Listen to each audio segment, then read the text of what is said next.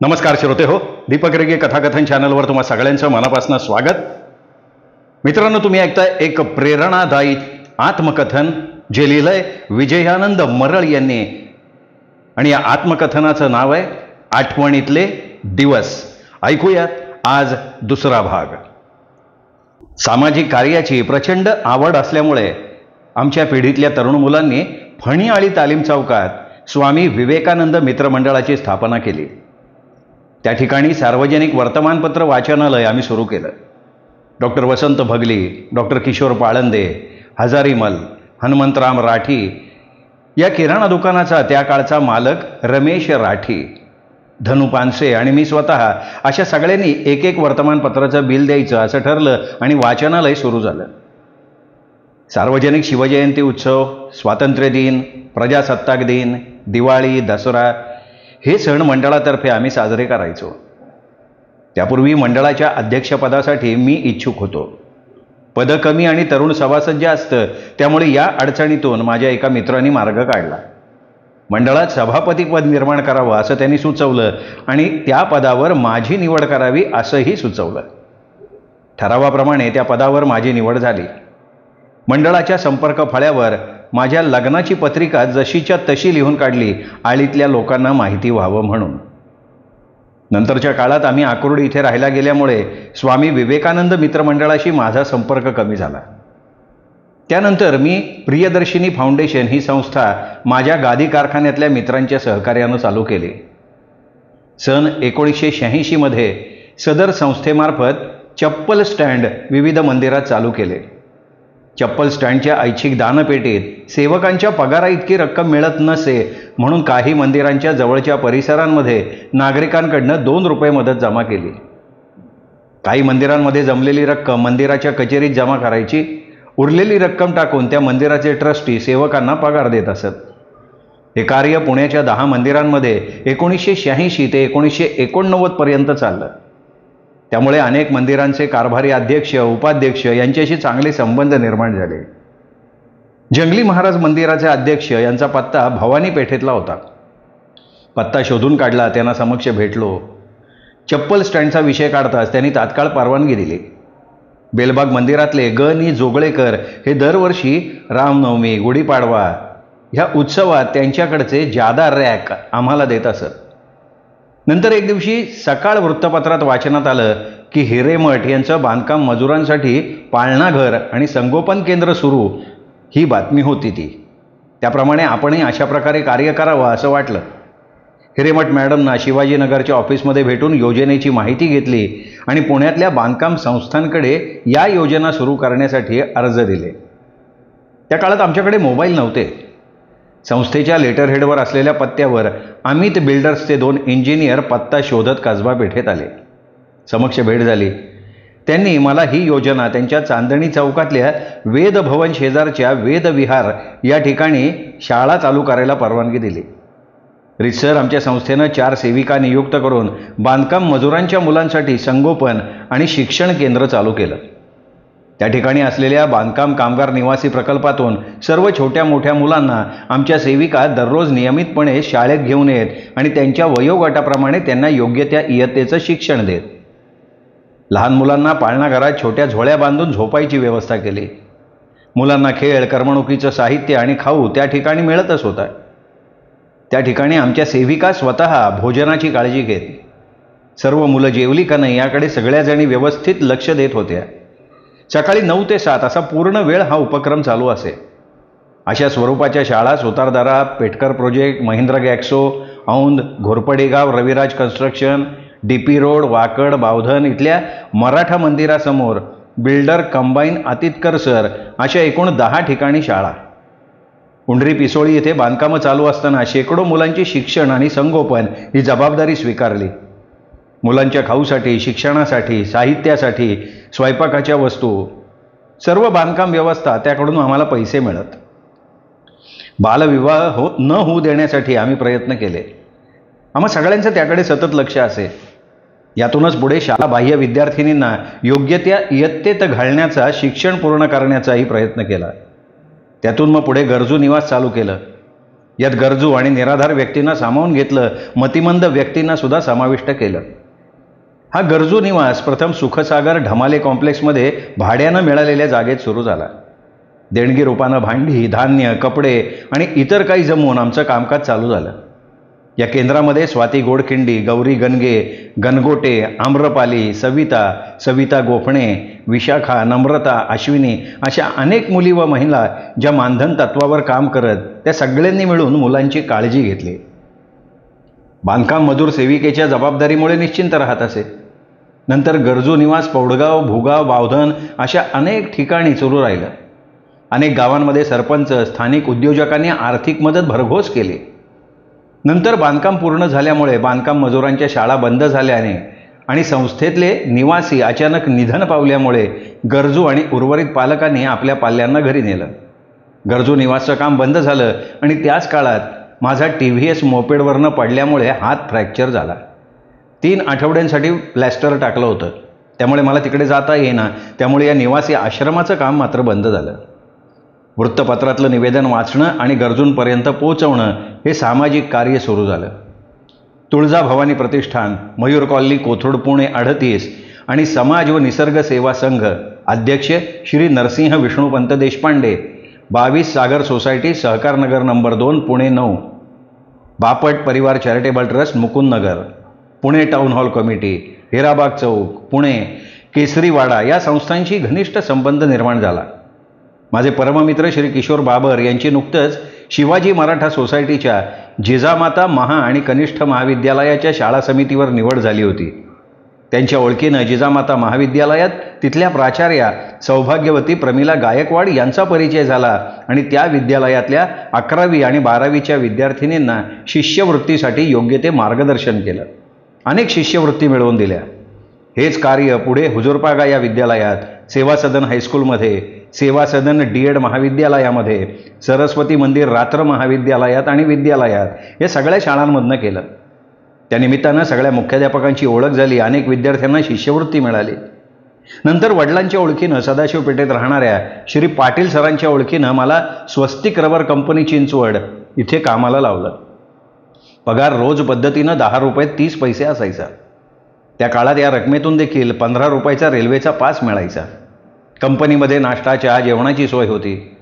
कधी डबा नसेल तर 50 पैशात कॅन्टीनमध्ये राईस प्लेट मिळायची. मी तिथेच जेवायचो. छोटी छोटी कुपन कंपनीतनं मिळायची.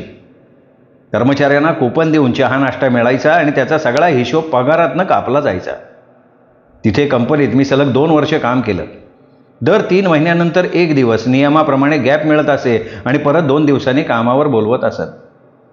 चिंचवड गावात तानाजीनगरमध्ये खोली भाड्याने घेऊन एक मुलगा राहत होता. तो सुद्धा स्वस्तिक कंपनीतच होता. आम्ही सगळेजण हेल्पर पदावर होतो. आम्हाला एका लोखंडी हातगाडीत सगळं मटेरियल भरून एका ठिकाणाहून दुसऱ्या ठिकाणी पोचवणं आणि तिकडून पुन्हा आणणं असं काम करावं लागे. चिंचवड गावात राहणाऱ्या त्या मुलाला गायनाची खूप आवड. तो चिंचवड गावातल्या कुलकर्णी सरांकडे गायन शिकायला जात असे. मलाही तो संध्याकाळी त्याचा कार्यक्रम असेल तर खास बोलवून नेत असे. कधीतरी चिंचवडच्या खोलीवर आमचा मुक्काम होत असे. कुलकर्णी साहेब स्वतः संगीततज्ञ होते. शिवाय ते स्वस्तिक कंपनीत मोठ्या पदावर नोकरीला होते. त्यांनीच त्या माझ्या गायक मित्राला कामाला लावलं होतं. त्यांची गायनाची प्रॅक्टिस आणि नवीन नवीन चाली लावणं रोज चालत असे. मला माझी आई डब्यात कमी तेल लावलेल्या चपात्या देत असे. कधी कधी भाकरी असे. माझ्या डब्यातले पदार्थ त्याला फार आवडत. तो रोज माझा डबा खात असे आणि त्याचा मला देत असे. माझ्या कमी तेलाच्या चपात्यांमुळे त्याचा आवाज खराब होत नसे म्हणून आम्ही एकमेकांचा डबा शेअर करत असो. कालांतरानं त्याची प्रॅक्टिस वाढली. तो मोठा गायक झाला. अनेक प्रसिद्ध गायकांच्या मैफिलीत तो गायला लागला. त्यानंतर आमची ताटातूट झाली. परत तो कधीच भेटला नाही. साधारणपणे 40 वर्षांनंतर गुगलवर सर्च करून मला त्याचा फोन नंबर मिळाला. तो नंबर मी फिरवता त्याच्या मुलीचा असल्याचं समजलं. त्याच्या मुलीनं माझी सगळी चौकशी केल्यानंतर मला त्याचा नंबर दिला. तो नंबर मी फिरवला तेव्हा त्यांनी स्वतः फोन उचलला आणि मी त्याला माझं नाव सांगताच तो आश्चर्यचकित झाला. किती वर्षांनी आपण भेटतोय फोनवर. मी पुण्यात येणार आहे, तू नक्की ये असं त्यांनी सांगितलं. पुण्याच्या रमणबाग प्रशालेत भीमसेन जोशी महोत्सव दरवर्षी साजरा होत असे. त्या महोत्सवात मोठा गायक म्हणून तो आणि त्याची मुलगी येणार होते. गायनाचा कार्यक्रम त्याच्या मुलीचा होता. हा फक्त सोबत म्हणून आला होता. तिथे मी रमणबागेत गेल्यानंतर मध्यंतरामध्ये डायरेक्ट कलाकारांच्या रूममध्ये गेलो. चौकशी केली. त्यांनी माझी आणि त्याची भेट घडवून आणली. आम्ही दोघांनी त्या भेटीत एकमेकांना घट्ट मिठी मारली. 40 वर्षांनंतरची ही भेट. कंपनीत असताना कुमारवयातले आमचे ते चेहरे 40 वर्षांनंतर आठवत नव्हते, पण नावं मात्र एकमेकांना माहिती होती. त्याचं नाव शंकरराव वैरागकर. नाशिक इथे स्थायिक झालेला हा प्रचंड मोठा माणूस. 40 वर्षांनंतर मला तो कुमारवयातला मित्र भेटला. आम्हा दोघांनाही खूप आनंद झाला. नाशिक इथे त्यांनी गायनाचा फार मोठा वर्ग सुरू केला आहे. त्याच्या मार्गदर्शनाखाली नवीन नवीन गायक घडलेत. त्याची मुलगी, मुलगा आणि नातूसुद्धा उत्तम गायक आहेत. सन 2018 माझ्या 60व्या वाढदिवसानिमित्त माझ्या सर्व मित्रांची आणि शिष्यवृत्तीतल्या सर्व लाभार्थी विद्यार्थ्यांनी मिळून एक मोठा कार्यक्रम आयोजित केला होता. अहिल्यादेवी शाळेजवळ सुदर्शन हॉलमध्ये षष्ठब्दीपूर्तीचा कार्यक्रम सगळ्या मित्रांनी घडवून आणला. या कार्यक्रमाला प्रमुख पाहुणा म्हणून मी शंकरलाच बोलवलेलं होतं. त्या दिवशी अक्षय तृतीया होती. 3.5 मुहूर्तांपैकी एक मुहूर्त. अक्षय तृतीयेच्या दिवशी एकही कार्यक्रम न स्वीकारता तो थेट पुण्याला आला. संध्याकाळी हॉलमध्ये सगळ्या मान्यवरांची भाषणं झाली. सगळ्यांपेक्षा जास्त वेळ म्हणजे 40 मिनिटाचं त्याचं भाषण ऐकून उपस्थितांची मनच हेलावून गेली. कार्यक्रमाला सगळे लाभार्थी विद्यार्थी, त्यांचे पालक, माझे सगळे नातेवाईक आले होते. त्यामुळे सभागृह खच्चून भरलं होतं. प्रचंड गर्दी झाली होती. साधारणपणे 2.5 तास हा सोहळा चालला होता. तो अजूनही घसा खराब होऊ नये म्हणून बाहेरचं काही खात नाही म्हणून जेवण नको म्हणाला आणि पुण्यात मुलीच्या घरी गेला. सध्या आमची फोनवरनं अधूनमधून भेट होते. त्या कार्यक्रमाच्या दिवशी लाभार्थी विद्यार्थी आणि त्यांचे पालक ह्यांनी लिहिलेल्या माझ्या कौतुकाच्या शब्दांचा गौरव अंक म्हणून आम्ही प्रकाशित केला. त्यातले लेख आम्ही पुन्हा या आत्मचरित्राच्या निमित्तानं लेखनातून सादर केलेत. गौरव अंकातले इतर लेखही या आत्मचरित्रात सामील केलेले आहेत. त्यानंतर पाटील सरांना गरवारे नायलॉन कंपनीत मोठ्या पदावर बोलावण्यात आलं. मी सुद्धा ही कंपनी सोडली आणि गरवारे कंपनीत कामाला जायला लागलो. स्वस्तिक कंपनीत 10 रुपये 30 पैसेप्रमाणे 270 ते 275 रुपये पगार मिळायचा आणि गरवारे कंपनीत फक्त 150 रुपये पगार. पण पाटील सरांनी तुला या कंपनीत परमनंट करू असं सांगितलं म्हणून मी तिथे कामाला जायला लागलो. स्वस्तिक कंपनीत असताना आमच्या कसबा पेठेतले अनेक मित्र भेटले. गरवारे नायलॉन कंपनीत KY Patil sir personal manager या पदावर रुजू झाले. मग तिथे मी त्यांच्या कंपनीचा अधिकृत फॉर्म भरून दिला. सरांनी 2 दिवसात मला कामावर रुजू करून घेतलं. सुरुवातीला 150च पगार होता, पण कंपनीची बस होती शनिवार वाड्यावरनं नेहाण करायला. तिथे सरांनी 6 महिन्यात माझा मेडिकलचा फॉर्मसुद्धा भरला आणि मला तुळशीबागेजवळच्या डॉक्टर देवगावकर यांच्या दवाखान्यात मेडिकलसाठी पाठवलं. पण डॉक्टरांनी काही कारणानं मेडिकली अनफिट असल्याचा शिक्का मारला म्हणून तिथे परमनंट ऑर्डर काही निघू शकली नाही. 1.5 वर्ष तिथे काम केल्यावर आमचे नाना पेठेतले मामा श्री किसन रामचंद्र चव्हाण बजाज टेम्पो कंपनीत सुपरवायझर पदावर काम करत होते. तिथे त्यांनी मला शिकाऊ कामगार म्हणून कामावर घेतलं. बजाज टेम्पो आकुर्डी येथे मी कामावर रुजू झालो. नंतर बजाज टेम्पोमध्ये मी ड्रिलिंग ऑपरेटर म्हणून काम शिकायला सुरुवात केली. त्या ठिकाणी कसबा पेठेतले बहुतेक माझे मित्रच होते कामाला. तिथे 6 महिने काम केल्यानंतर किसन मामांनी माझ्या परमनंट ऑर्डरविषयी प्रयत्न केला, पण त्यांना यश नाही आलं. मग बजाज टेम्पोची नोकरीही सोडावी लागली. तत्पूर्वी मी शिवणकाम शिकलो होतो. मग एका कारखान्यात गंजपेठेत जेम ड्रेसेसमध्ये हाफ पॅन्ट शिवायचं काम करायला लागलो. साधारण 2 वर्ष तिथे कामगार म्हणून काम केलं. त्या ठिकाणी आमची पैज लागायची. 20 मिनिटात माझी हाफ पॅन्ट शिवून व्हायची. सगळ्यात आधी माझं काम व्हायचं. संपूर्ण दिवसात 2 डझन हाफ पॅन्ट मी शिवत असे. जेम ड्रेसेसमध्ये पार्टनरशिपमध्ये 2 मालक, एक श्री सपार सर आणि अजून एक जण होते. मी त्या कामगारांमध्ये सगळ्यात तरुण मुलगा म्हणून दोन्ही मालकांचा मी आवडीचा कामगार. तिथे हाफ पॅन्टसाठी फक्त 75 पैसे मिळत असत. माझं रोजचं काम 15 ते 20 रुपयापर्यंत होत असे. पगार दर शनिवारी मिळत असे. 120 रुपये आठवडा आम्हाला मिळायचा. दर सोमवारी सुट्टीचा दिवस. 120 रुपयातसुद्धा सगळा खर्च भागत असे. त्यानंतर अशाच 2-3 कारखान्यात मी काम केलं. मामलेदार कचेरीच्या जवळ स्वस्तिक नावाच्या दुकानात सुद्धा मी काम केलं. तिथे एकदा मी कापड कापताना हात टेबलावर ठेवला होता आणि कटिंग करता करता तिथले कटर मास्तर यांच्या हातून चुकून त्यांची कात्री थोडी पुढे आली. त्या कात्रीला खूप धार होती. त्या कात्रीचा स्पर्श एका बोटाला झाला. बोट कापलं गेलं. जोरात रक्त व्हायला लागलं. कापड कापण्याचा टेबल आणि तिथलं कापड याच्यावर रक्त पाडलं. तिथल्या मालकाने ताबडतोब स्वतःच्या स्कूटरवर बसून मला जवळच्या दवाखान्यात नेलं. डॉक्टरांनी ड्रेसिंग केलं, इंजेक्शन दिलं, औषधं दिली. 15 दिवसात ती जखम भरून आली. तिथे 1-1.5 वर्ष काम केल्यानंतर मला जुन्या मित्राच्या ओळखीनं लक्ष्मी रोडवर एका अपार्टमेंटमध्ये वॉचमनचं काम मिळालं. पगार 350 रुपये. अपार्टमेंटमधली सगळी लोकं स्वभावानं चांगली होती, मिळून मिसळून राहायची. अंकुर चेंबर्स, लक्ष्मी रोडवर गोखले हॉल शेजारी ही भव्य 6 मजली इमारत. खालच्या तळमजल्यावर वेगवेगळी दुकानं होती आणि वरच्या मजल्यावर offices. Canara bank Lakshmi road शाखा, इंडिया इन्शुरन्स कंपनी यांची पुणे शाखा आणि इतरही छोटी मोठी ऑफिसेस तिथे होती. मी अतिशय शांत स्वभावाचा होतो. मला कसलंही व्यसन नव्हतं. म्हणून तिथे राहणारे आणि ऑफिसमध्ये येणारे सगळेजण माझ्या सतत संपर्कात असायचे. गणेशोत्सव सुरू झाला आणि आमच्या इमारतीतल्या मित्रमंडळानं ऐतिहासिक सर्जा हा देखावा सादर केला. तो देखावा बघायला भाविकांची खूप गर्दी व्हायची. माझी कायम रात्र पाळी, रात्री 7 ते सकाळी 7 अशी कामाची वेळ.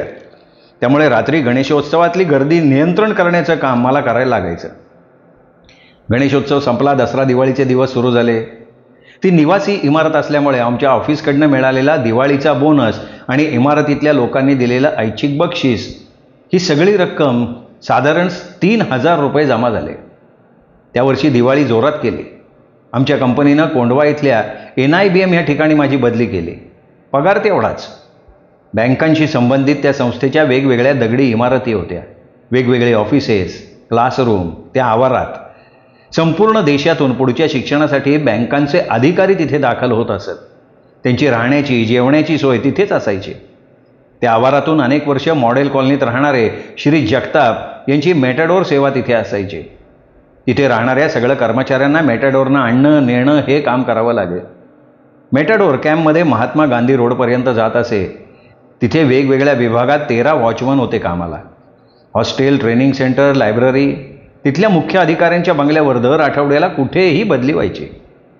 सुरक्षा रक्षक ठेकेदारांकडे काम केल्यानंतर पुण्याच्या सहकारनगर इथे आरामगादी कारखान्यात मी नोकरीला लागलो. वडिलांचा शिवणकामाचा उद्योग असल्यामुळे मला त्यांनी शिवणकाम उत्तम शिकवलं होतं. शर्ट, पायजमे, हाफपॅन्ट, फुलपॅन्ट मी उत्तम प्रकारे शिवत असे. त्यामुळे गादी कारखान्यात शिवण्याचं काम मला मिळालं. पगार ₹350. स्वतःची सायकल नव्हती. कसबा पेठेतून सहकारनगरपर्यंत रोज पायी जात होतो. गाद्यांच्या खोळीच्या मापाप्रमाणे कटिंग करणं, काउंटरवर गिऱ्हाईकाशी बोलणं, माप घेणं, घरी जाऊन गाद्या आणणं इत्यादी कामं मी करायचो.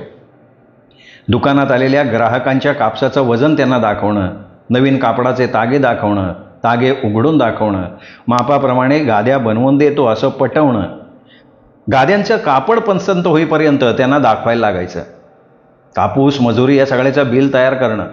एका गादीसाठी 4 मीटर कापड लागे तर 6 गाद्यांसाठी 24 मीटर कापड. दुकानात एकूण 4 व्यक्ती होत्या कामाला. एक अकाउंटंटचं काम बघत असे तर मी सेल्समनचं आणि एक डिलिव्हरी बॉय. अशी 3-4 वर्ष मी नोकरी केली. असेच दिवसांमागनं दिवस जात होते. मुली मोठ्या झाल्या होत्या. मोठ्या दादांना त्यांच्या विवाहाची काळजी लागली होती. एकामागून एक स्थळं येत होती. लताताईला, मधू अक्काला 2-3 स्थळं आली. मी आणि दादासुद्धा स्थळं बघायला जायचो. आम्हाला न बोलवता कधीही परस्पर स्थळांची पाहणी केली नाही, बोलणी केली नाहीत, बैठकही घेतली नाही. असं श्री लक्ष्मणराव रामचंद्र मरळ देशमुख उर्फ मोठा दादा यांचं व्यक्तिमत्व. शेवटी एक दिवशी शिंदे यांचं स्थळ लताताईंना बघण्यात आलं. त्यांना मुलगी आवडली. आमच्या घरी मोठ्या दादांना आणि माझ्या दादांना देखील जावई आवडले. डिप्लोमा इन मेकॅनिकल इंजिनिअरिंग परीक्षा ते उत्तीर्ण झाले होते. इयत्ता 7वीच्या परीक्षेत त्यांचा पुणे जिल्ह्यात पहिला नंबर आला होता. श्री राजाराम बाबूराव शिंदे हे माझे पहिले मेव्हणे. पुण्यातच अप्पा वळवण चौकात ऐपतीप्रमाणे एक हॉल घेतला होता. तिथे दादांनी मोठ्या थाटामाटात मुलीचं लग्न लावून दिलं. ताईच्या लग्नाचा तो दिवस, तो कालखंड माझ्या डोळ्यांसमोरनं जाऊच शकत नाही. त्या दिवशीच्या लग्नाच्या जबाबदारीमुळे संध्याकाळी आदल्या दिवशी आम्ही कार्यालयात गेलो. तिथे माझ्यावर आचार्यांची जबाबदारी सोपवण्यात आली होती. सुधीर आणि अनिल फार छोटे होते.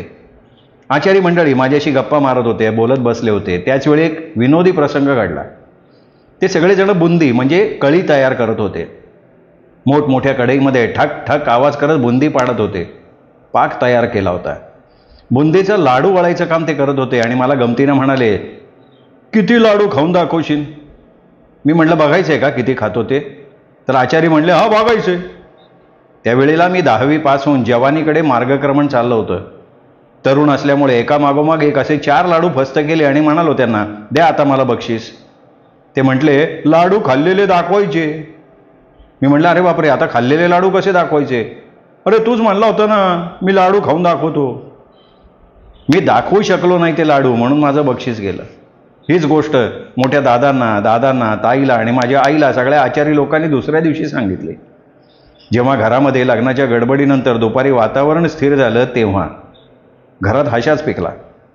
संध्याकाळी त्या दिवशी आमची मोठी ताई शिवदर्शन पर्वती इथल्या मोठ्या घरी त्यांचे मोठे दीर श्री शिवाजीराव शिंदे, 2 नंबरचे दीर बाळासाहेब शिंदे हे एकत्रच राहत होते. मेव्हणे राजाराम शिंदे हे 3 भावांचं कुटुंब पर्वती दर्शनच्या घरात एकत्र राहत होतं. लग्नानंतर वर्षभरानं त्यांच्या नात्यातल्या ओळखीनं रास्ता पेठेतल्या आमच्या प्रेसजवळ 1-2 खोड्या भाल्याला मिळवल्या आणि ताई तिथे राहायला आली. छोट्या गणेशचा जन्म त्या घरात झाला. कालांतरानं तिला दुसरा मुलगा महेश झाला. हळूहळू ती संसारात रमली. आमचे दाजी स्वभावानं फार चांगले. ते आमच्या कसब्यातल्या घरी यायचे. तो काळ वेगळाच. जास्तीत जास्त प्रेम करणारी माणसं त्या काळात होती. नंतर मधुताईचा विवाह जमवायच्या कामाला मोठे दादा लागले. दरम्यानच्या काळात बालभारती इथल्या पुस्तक बांधणीचं काम मोठ्या दादांना मिळालं. त्या काळात आम्ही पुण्यात राहत होतो. शिलाई मशीन आणलं होतं. मला आठवतं मी शिवणकाम शिकल्यामुळे बालभारतीची पुस्तकं शिवत असे. 2-3 महिने मोठ्या दादांना पुस्तकं शिवायला मदत केली. माझ्या मोठ्या दादांच्या बरोबर पुस्तक शिवण्याच्या कामात मी गर्क झालो होतो. आठवड्यातनं 2-3 वेळा मी त्यांच्या घरी जायचो. काही दिवसांनी मधुताईचा विवाह जमवण्याच्या मागे ते लागले. कालांतरानं मधुताईचा विवाह नक्की केला. ते 1980चं साल होतं. दादांनाही तिथे जावई मुलगा बघायला बोलवलं होतं. ज्या दिवशी विवाहाची तारीख नक्की केली त्या दिवशी सकाळचा मुहूर्त होता आणि बजाज कंपनीत माझी फर्स्ट शिफ्ट. विवाहाचा मुहूर्त सकाळचा होता, त्यामुळे मी लग्नाला हजर राहू शकलो नाही. पण संध्याकाळी आल्या आल्या कार्यालयात गेलो. वराडाची घरी निघायची तयारी चालली होती, त्याच्यासाठी मदत केली. आमचे मोहनदाजी मला जाताना भेटले. त्यानंतर 1-2 दिवसांनी त्यांच्या बंगल्यामध्ये रेल्वे क्वार्टर्समध्ये मोठे दादा, माझे दादा आणि मी सत्यनारायणाच्या पूजेला गेलो. पूजा झाल्यानंतर मोठे लोक पुण्याला निघून आले. मी 1 दिवस तिथे मुक्काम केला होता. पालकर हे मधुताईचं सासरचं आडनाव अजूनही आठवतंय. श्री पालकर यांच्या भावाचं लोणावळ्यात छोटंसं टेलरिंगचं दुकान होतं. मोहनदाजी त्या काळात टेल्को कंपनीत होते कामाला, ते सुद्धा इंजिनियर. त्यानंतर त्यांनी पिंपरी इथल्या टेल्को कंपनीत बरीच वर्ष नोकरी केली. त्यांना सुद्धा 2 मुलं झाले. नाना पेठेतल्या सर्व कुटुंबियांचा आमच्या मोठ्या दादांच्या घरावर अतिशय लळा होता, कारण त्यांची मोठी बहीण जिला आम्ही सगळे बाई मावशी म्हणायचो, तिचाच वाडा होता आणि ते समोरासमोर राहत होते. एका बाजूला जाधवांचा एक भाग, त्यामुळे वाड्यातले सगळेजण मराळांच्या कुटुंबावर फार प्रेम करत. वाड्याच्या समोरच एक मारवाडी कुटुंब राहत होतं. त्या कुटुंबाचं माझ्या बहिणींवर, मधुताई आणि विशेष म्हणजे वैजयंतीवर फार प्रेम. वैजू कायम त्यांच्या घरी बसलेली असायची. मधुताई, मोठी ताई स्वयंपाक घरकाम करायच्या. नानापेठेतल्या कुठल्या तरी शाळेमध्ये लताताई जात होती. नंतर तिला दादांनी, आमच्या वडिलांनी नानावाड्यात 8वीत आणि 9वीत सकाळच्या शाळेत घातलं. सुधीर राजा धनराजगिरीजी या विद्यालयात शिकला. छोटा अनिल अग्निहोत्री प्राथमिक शाळा गुरुवारपेठ इथे शिकला. लहानपणी ते 5 बहीण भावंड गुण्या गोविंदानं राहत असत. आमच्या भावंडांवर सुद्धा त्यांचं प्रेम. अशा प्रकारे शिक्षण चालू होतं. ते मोठे होत गेले. नंतर सुधीर मोठ्या दादांच्या हाताखाली उत्तम बाइंडर झाला. पुस्तक बांधणीचं काम शिकला. मी मदतीला जात असे. 1985मध्ये सुधीर आणि वैजूचं लग्न बिबवेवाडी इथल्या प्रसिद्ध मंगल कार्यालयात झालं. एक दिवस कसबा पेठेत प्रेस असताना प्रेसची बाइंडिंग केलेले गठ्ठे आम्ही झोपत असलेल्या मोठ्या खोलीत होते ते आमच्या अंगावरच पडले. झुंजार, मी, आई, दादा ताडकन उठून बसलो. धनंजय उर्फ गुंडा फार लहान होता. आम्ही एक एक गठ्ठा घराबाहेर फेकायला सुरुवात केली. बाबा त्याच्याखाली गुदमरले. सगळे लोक जमा झाले. सगळ्यांनी मदत केली. बाबांना बाहेर काढलं आणि वाचवलं. गणेश आणि महेश या दोन्ही मधुताईंच्या मुलांचा जन्म मला चांगलाच आठवतोय. झुंजार, धनंजय यांना काही आठवत नाही. मी मोठा असल्यामुळे मला आठवतं. पुण्यात कोथरूडमध्ये आनंदनगर इथे कृष्णा हॉस्पिटल शेजारी मधुताई लोणावळ्यावरनं राहायला आली. तिचे सासरे रिटायर झाल्यामुळे त्यांनी क्वार्टर सोडल्या. मी कधी कधी त्यांच्या घरी जात असे. मोहनदाजी मधुताईला रक्षाबंधनाला, भाऊबीजेला घेऊन येत असत. मोठ्या ताईच्या पर्वती दर्शन इथे राहणाऱ्या तिच्या जावेला म्हणजे शिवाजी शिंदे यांच्या बायकोला भाऊ नव्हता, त्यांनी मला भाऊ मानलं. मी दरवर्षी त्यांच्याकडे भाऊबीजेला जात असे. ताई रास्तापेठेत राहत होती. झुंजार, सुधीर, अनिल तिच्याकडे जात असत, पण मी मात्र पर्वती दर्शन इथल्या घरी भाऊबीजेला जात होतो. श्री शिवाजी शिंदे यांच्याकडे त्या काळात बुलेट गाडी होती. मी त्या गाडीवर कित्येक वेळा फिरलोय. समोरच्या मारवाडी कुटुंबाचा वैजूवर फार लढा होता. ती शाळेत आली की त्यांच्याकडेच असायची. त्यांचं तिच्यावर खूप प्रेम. अभ्याससुद्धा ती त्यांच्याकडे करायची. त्या काळी आकाशवाणी पुणे रेडिओ होता, आमच्याकडे नव्हता. रेडिओवर माळ्याच्या मळ्यामध्ये अशा प्रकारची मराठी गाणी लागायची. वैजू आणि मधू त्या गाण्यावर सुंदर नाच करायच्या. एका गाण्याचे बोल होते, माडीवरची मंडळी खाली आली, भागाबाई तिच्या नवऱ्याच्या पत्त्याचं नाही. अजून आठवतंय. तिन्ही मुलींचा विवाह यथायोग्य झाला. श्रोते हो, हा होता या आत्मकथनाचा दुसरा भाग. ऐकत राहूया हे आत्मकथन, आठवणीतले दिवस.